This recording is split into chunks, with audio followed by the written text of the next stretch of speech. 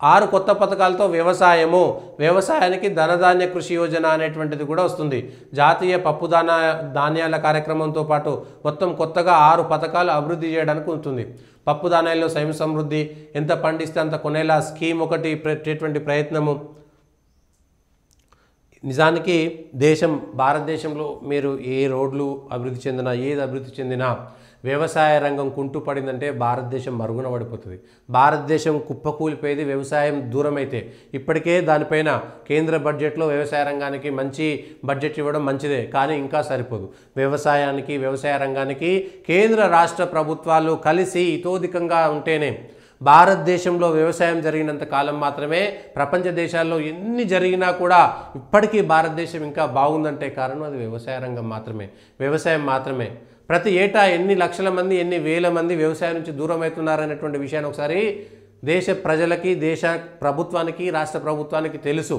కాబట్టి తిరిగి వ్యవసాయ రంగానికి వెళ్ళే విధంగా ప్రోత్సాహకాలు లేకపోతే భారతదేశం ఒక్క దెబ్బన మీకు కరోనా వచ్చిన సందర్భంలో కానీ, లేకపోతే రిసెషన్ వచ్చినటువంటి సందర్భంలో కానీ యూరోప్ లాంటి కంట్రీలు, అమెరికా లాంటి దేశాలు కుప్పకూలిపోయి ఇబ్బంది పడి ఆర్థిక మాంద్యం స్థితిలోకి ఎందుకు వెళ్ళిందంటే వ్యవసాయం లేకపోవడము, సాంప్రదాయమైనటువంటి ఆర్థిక వస్తువులు లేకపోవడము. భారతదేశంలో సాంప్రదాయ ఆర్థిక వ్యవస్థలు ఉండేది ఒకప్పుడు.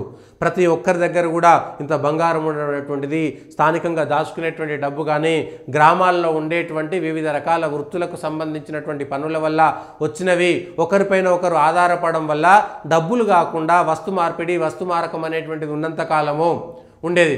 ఎప్పుడైతే ప్రతిదీ విత్తనాలు కొనుక్కోవడమే, లేకపోతే వ్యవసాయ పనిముట్లు కొనుక్కోవడమే, అన్నీ కొనుక్కోవడమే ఎప్పుడైతే మొదలైందో వ్యవసాయంలో ఉండేటువంటి రైతులు ఆత్మహత్యలకు వెళ్ళేటువంటి ప్రమాదం వచ్చింది.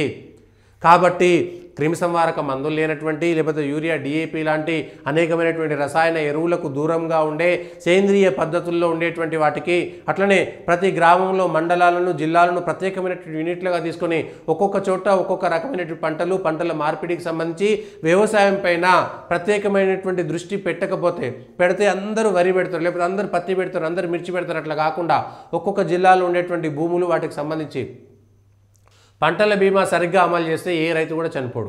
పంటల బీమా సరిగ్గా అమలు చేయాలి. దానికి సంబంధించి కేంద్ర ప్రభుత్వము అనేకమైనటువంటి కిసాన్ క్రెడిట్ కార్డు ఇస్తున్నది. రైతులకు కూడా ఉచితంగా ఏమి ఇవ్వాల్సినటువంటి అవసరం లేదు. ఏడాదికి 1,00,000, 2 లక్షలు వచ్చి వడ్డీ లేకుండా ఇచ్చినా సరే వాళ్ళు వెంటనే మళ్ళీ తిరిగి ఇచ్చేటువంటి ప్రయత్నం చేస్తారు. వ్యవసాయదారుడు ప్రతి ఊరిలో కూడా సరైనటువంటి పాడి, సరైనటువంటి కూరగాయల యొక్క పెంపకం పైన ఎందుకు చేస్తలేరు? అదే ఈ బడ్జెట్లో కొంత వ్యవసాయానికి ఊతం వచ్చింది, వ్యవసాయ ఆధారితమైనటువంటి వాటికి ఎక్కువ ఊతం వచ్చింది. వాటిని సద్వినియోగం చేసుకోవాల్సినటువంటి బాధ్యత, ప్రజలకు చెప్పాల్సినటువంటి బాధ్యత కూడా రాష్ట్ర ప్రభుత్వాలకు ఉంది, వివిధ మాధ్యమాలకు కూడా ఉంది. దానికి సంబంధించినటువంటి అంశంలో ఇంతకంటే వేరే ఏం చెప్పగలుగుతారు?